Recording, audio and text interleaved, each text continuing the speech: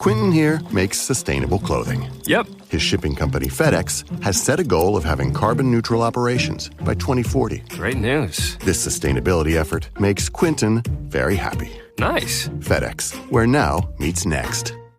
Welcome. You're listening to the Malcontent News Russia-Ukraine War podcast, the show that cuts through the fog of war and updates you about the ongoing conflict in Ukraine. With your host, Linnea Hubbard. Don't forget to like, comment, and subscribe on Apple Podcasts, Spotify, and Google Podcasts. I'm Linnea Hubbard, and today is Tuesday, May 16th, 2023. It's been 3,366 days since Russia occupied Crimea on February 27th, 2014, and 447 days since the large-scale invasion of Ukraine began. Today's podcast looks at what happened yesterday in the Russia-Ukraine war. The Malcontent News Russia-Ukraine War Report is compiled by our team from around the world. Today's report includes information from direct contacts in Ukraine and their proxies, Russian Ministry of Defense reports, the General Staff of the Armed Forces of Ukraine reports, operational commands north, south, and east of Ukraine, open source intelligence, our in-house team of analysts and geolocation experts, and pro-Ukrainian and pro-Russian mill bloggers and social media accounts with a track record of trying to be accurate. We have one mission: to report the truth, because the truth matters.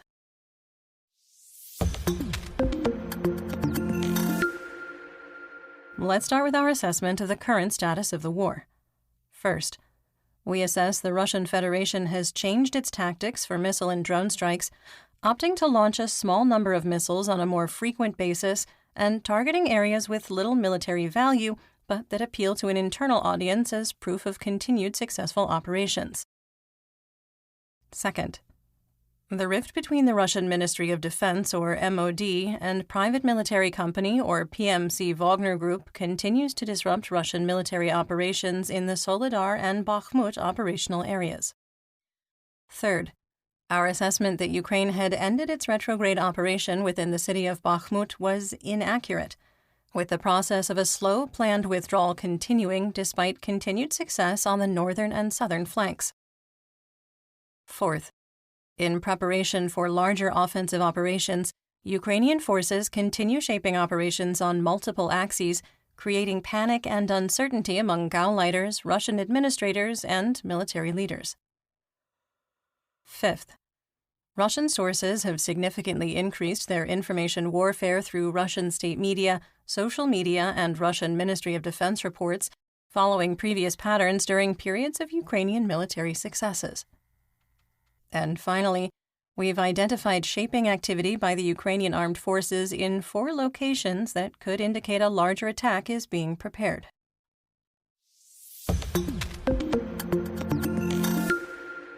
Let's get some regional updates, starting with Kharkiv. The Russian MOD reported fighting in Dvorichna, while the General Staff of the Armed Forces of Ukraine, or GSAFU, reported shelling in the area. In our assessment, the Russian MOD is likely exaggerating activity in this particular area.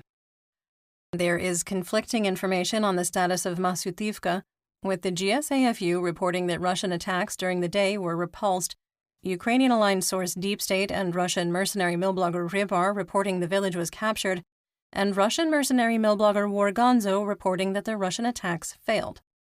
We adjusted the war map by moving the line of conflict south to Masyutivka using terrain analysis and expanded the line of conflict and no man's land to the east bank of the Oskil River, pending visual confirmation of the Russian advance.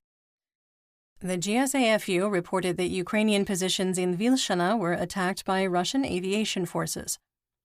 Russian forces continued their attempts to advance on Sinkivka and remained unsuccessful. Moving on to the Donbas region in Luhansk. In the Kremina operational area, the Russian MOD reported their troops repelled a Ukrainian attack in the area of Dibrova. Russian collaborator Rodion Miroshnik and Rybar reported that 2 Ukrainian Storm Shadow cruise missiles struck the city of occupied Luhansk, striking the bus depot and the former military aviation academy. Despite the reports by Miroshnik and Rybar, other Russian propagandists insisted only civilian targets were hit by the missiles, but did not report on injuries or casualties. After the missile strikes, mobile internet was disabled in parts of occupied Luhansk and restricted in other areas. Occupation officials in the city of Luhansk announced that primary and secondary education, as well as instruction at the University of Luhansk, is being moved to remote learning due to, quote, increased shelling.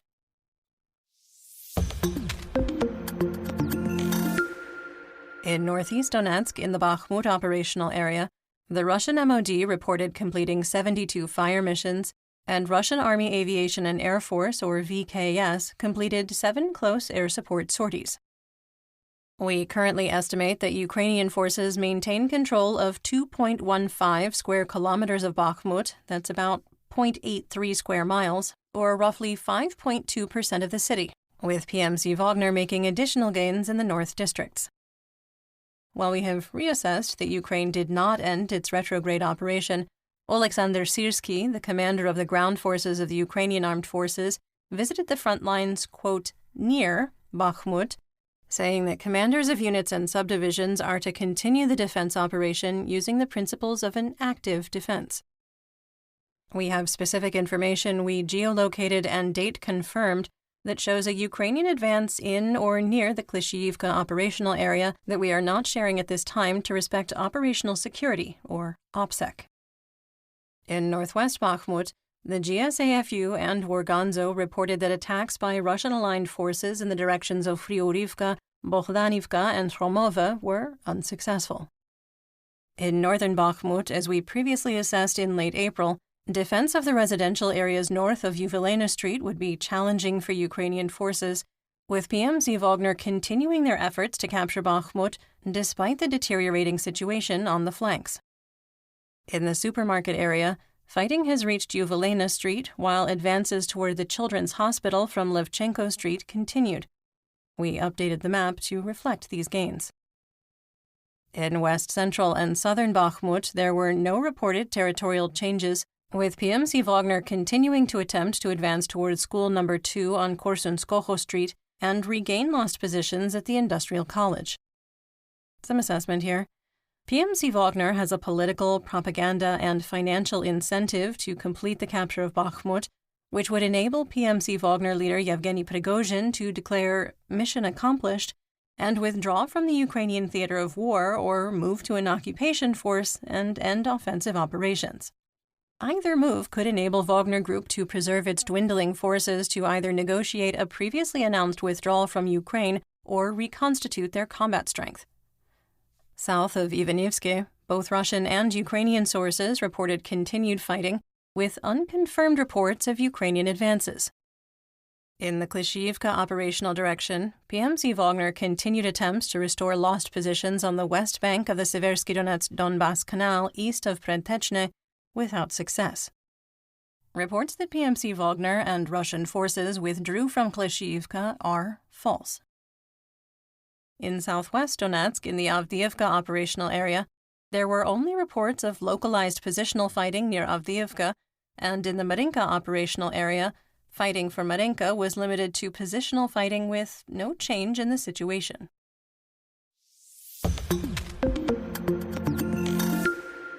In Zaporizhia, in the Orekhiv operational area, Warganzo reported that Russian forces went on the offensive in the direction of Mali Sherbaki and made marginal gains without any supporting evidence. Russian forces completed 88 fire missions and 2 airstrikes along the line of conflict in the Zaporizhia Oblast. In occupied Zaporizhia, Rybar reported that Tokmak was attacked twice with rockets fired by HIMARS without providing additional information. A teenage girl in Melitopol tore down a Russian flag from the wall, tossing it on the floor, with her actions caught on surveillance camera. The girl was forced to make a confession video and apologize, and is facing up to a year in prison. You're listening to the Malcontent News Russia-Ukraine War Podcast. Our team of journalists, researchers, and analysts is funded by readers, listeners, and viewers just like you. To support independent journalism, please consider becoming a patron. You can find us on patreon.com/Malcontent News.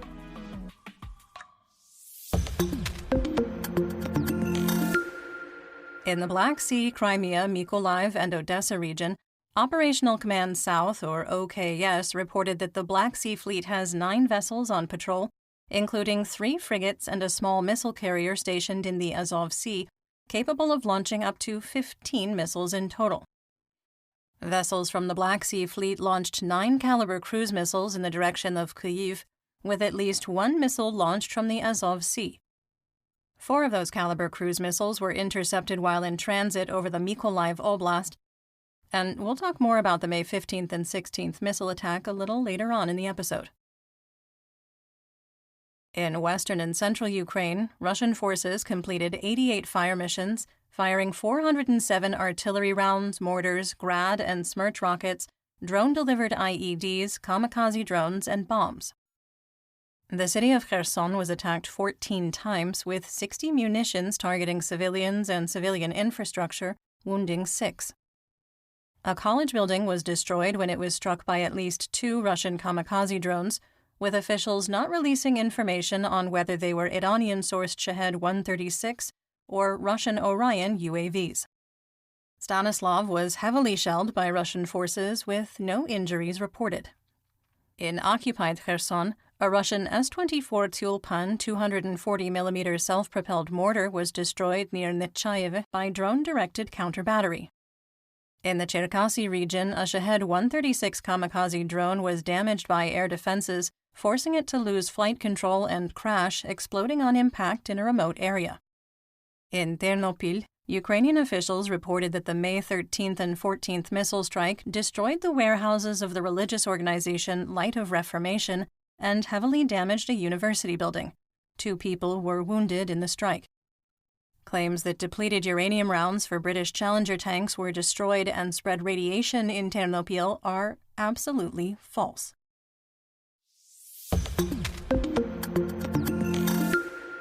In north and northeast Ukraine, in Kyiv, Russian forces launched an intense missile attack on Kyiv using caliber cruise missiles, Kh-47 Kinzhal hypersonic cruise missiles launched by MiG-31K multi-role fighter aircraft, and Iskander-M short-range ballistic missiles, or SRBMs. Ukrainian Air Defense reported a 100% success rate, downing 5 caliber cruise missiles in the Kyiv region, 6 Kinzhals, and 3 Iskander-Ms.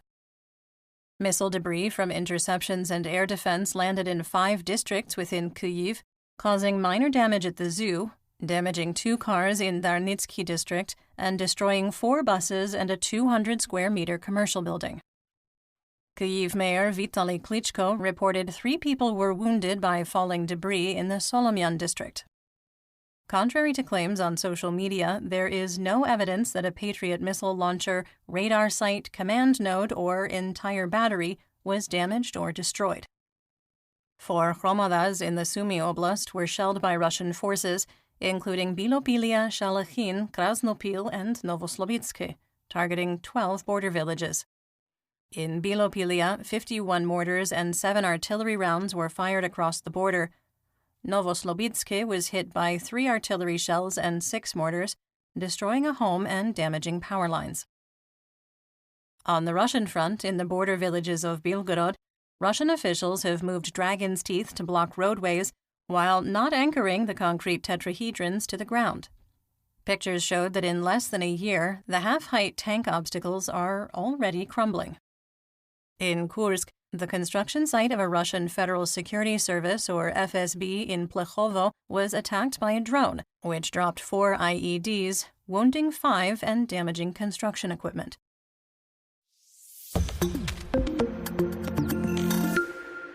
Let's talk about developments theater-wide and outside Ukraine. The chairman of the Supreme Court of Ukraine, Vsevolod Knyazev, was arrested under suspicion that he took a $3 million bribe in a bankruptcy case. Knyazev has been the head of the Supreme Court since December 1, 2021.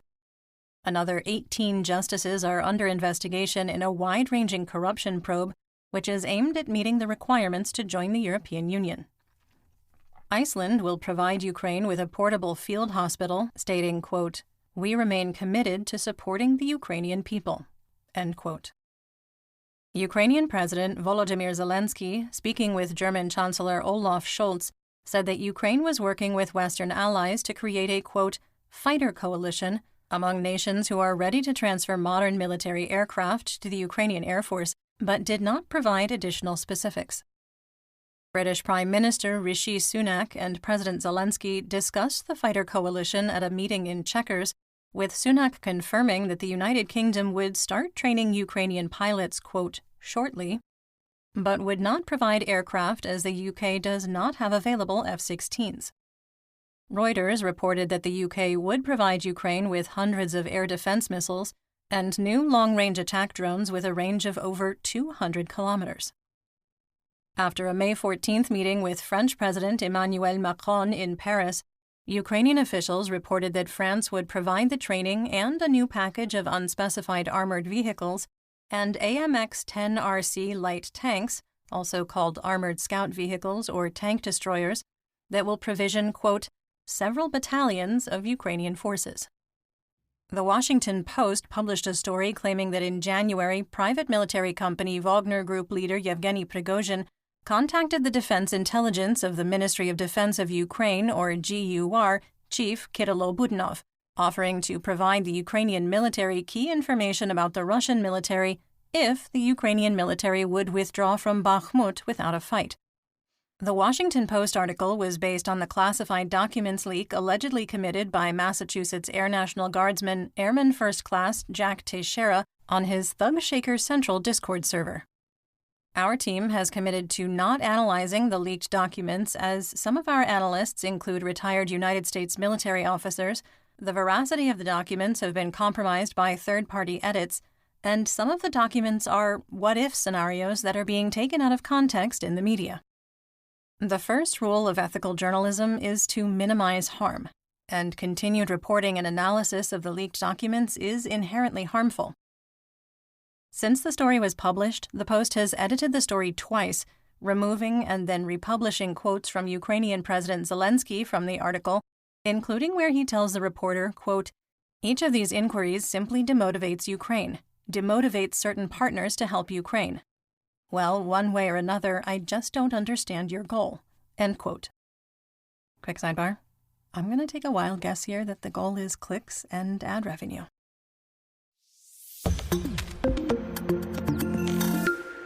Speaking of demotivating, let's talk about Russian military mobilization and Mir.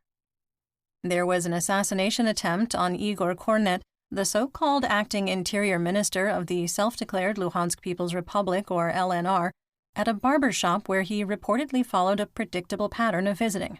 The bombing wounded 4, including Kornet, and killed 1. In April 2023, leaked audio recordings from the self-declared leader of the LNR, Leonid Pasechnik, claimed that he had lost control of Kornet, who was running a private force of former police officers who were extorting and terrorizing civilians in the occupied territories, and he had escalated the matter to Russian President Vladimir Putin. GUR spokesperson Andriy Chernyak reported that Russia has stationed up to 152,000 troops, almost half of their entire force presence in Ukraine, in Zaporizhzhia, in preparation for Ukraine's offensive. Some assessment. If the report is accurate, it indicates that the bulk of Russia's reserve force of 120,000 troops, up to half, have been moved to Zaporizhzhia, with Russian officials convinced that Ukrainian forces will make a direct assault in the direction of Melitopol. In a 17-minute-long video this time, Prigozhin made a series of claims, including repeating his belief that Ukraine will start its counteroffensive attacking the Russian Federation in Bryansk, Kursk, and Belgorod, followed by strikes in the Svatovo-Kremina area, and Bakhmut, Horlivka, Donetsk, and the, quote, main attack at Zaporizhzhia. He skewered the Russian general staff for denying that Ukraine had launched a counteroffensive in Bakhmut, and for using language such as, quote, regrouping to more beneficial positions based on combat intelligence. He went on to praise Ukrainian tactics, saying they use, quote, the tactics of smart, educated people, end quote. More assessment here. In trying to find some hidden meaning in Prigozhin's words, again, in our assessment, some people engage in exhausting mental gymnastics, while others dismiss his statements as pure lies. While Prigozhin has obvious political and social influence intentions in his words, he has mostly meant what he has said at face value with little to no hidden meaning. State Duma Deputy Mikhail Matveyev has proposed introducing a 1% tax to cafes, restaurants, and nightclubs to help the families of the mobilized and the army, which he argues is not burdensome for the tourism industry and will generate a, quote, huge amount of funds across the country. Quick question. What tourism industry? Russian President Putin has instructed the government to reduce the migration of Russian citizens abroad by creating, quote, attractive financial, social, and other mechanisms for retaining human capital and reducing the outflow of the population, end quote, because immigration increased in 2022, quote, under the influence of altered social and economic conditions, end quote. I wonder what could have happened in 2022 that altered the social and economic conditions inside Russia.